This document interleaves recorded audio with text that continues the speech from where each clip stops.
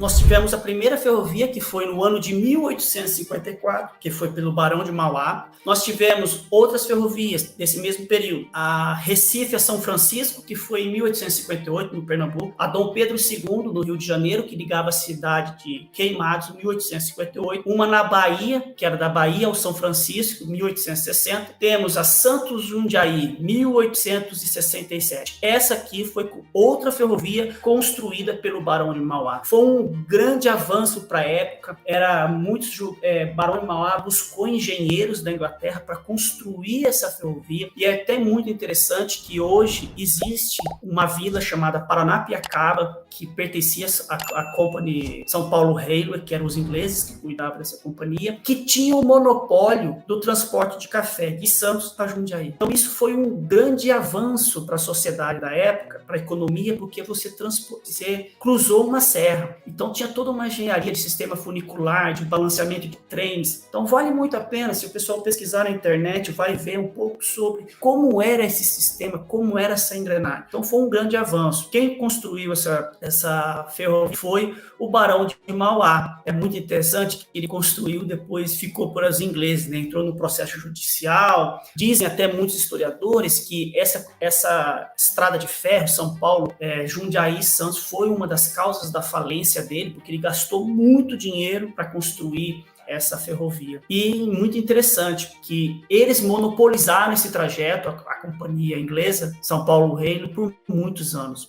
O que acontecia nessa época? O Império concedia cessões. Vocês têm, o Império fala assim, você tem um monopólio desse trajeto, então só você pode circular nessa região. Era isso que acontecia. Então, a São Paulo Railway teve esse monopólio. Então, todos os trens que vinham do interior paravam em Jundiaí, reabasteciam nos vagões da São Paulo Railway e descia a Serra de Santos. Era um sistema que existia no Brasil Império, não tinha um sistema único de ferrovia. Isso também foi uma das causas da crise do sistema ferroviário, diferenças de bitolas, né? De estreitos de trilhos, o que dificultava outros vagões circular nesse mesmo trajeto. Depois nós temos a Companhia Paulista. A Companhia Paulista foi fundada em 1872. Ela ligava Jundiaí a diversas cidades do interior do estado de São Paulo, que é uma companhia que eu busquei entender um pouco mais, porque era o meu objeto de estudo, né? Que a Companhia Paulista, ela saía de Jundiaí, foi até